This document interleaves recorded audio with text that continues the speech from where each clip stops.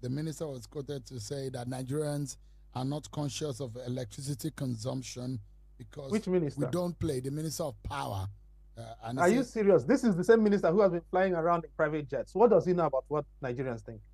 Is he not the same one who crashed once or twice in Ibadan in a private jet? Does he know what Nigerians think? He's a minister of power appointed by the president.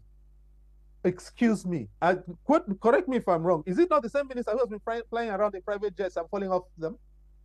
Is it a crime to fly in private jet, Prof? It is a crime to fly in private jets and then give Nigerians a lecture about how to live on the front lines of what the minister cannot understand and has never experienced. Sorry. This should stop giving us lectures in impoverishment. Please. These people should stop patronizing us.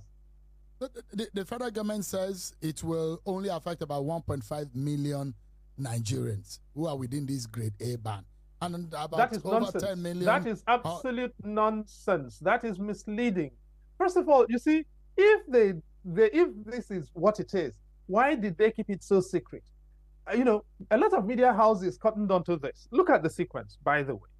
First of all, they kept it secret. They got the approval and kept it secret. Media houses cottoned onto it, asked them, they denied it, right?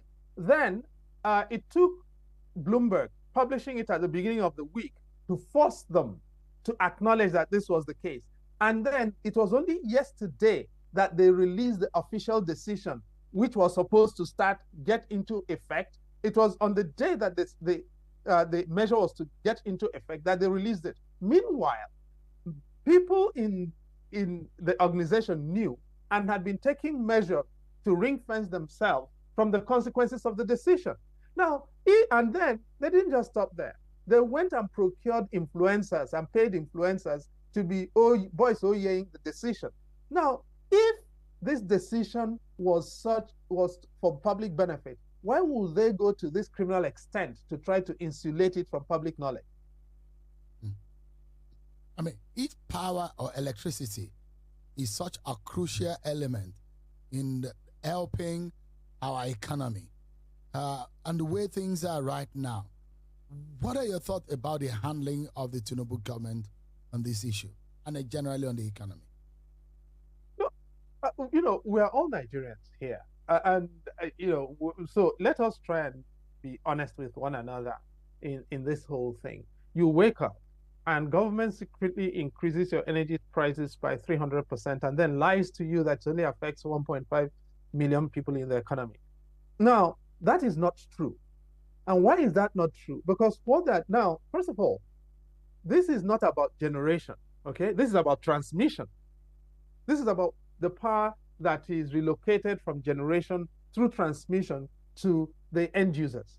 Now, the transmission capacity has not increased. So if the government is promising a particular demographic of consumers that they are going to get more electricity, it's going to have to be at the expense of some people who are going to get less. That means everybody is affected by this. The people who will get less, and as well as the people who will get more. The people who will get less will have to go to markets to buy their energy and supply it for themselves, either from petrol or from diesel or from kerosene or from biofuels. And the people who will get more will now be required to pay this 300%. If you read the Electricity Act of 2023, that is discriminatory. It's contrary to the basic principles of the Electricity Act. So there's a question here of the inherent illegality, not to talk about the inequity of the decision they've taken. And I'm saying in addition to the illegality and the inequity is also the iniquity that this will affect the economy in ways that will be very adverse.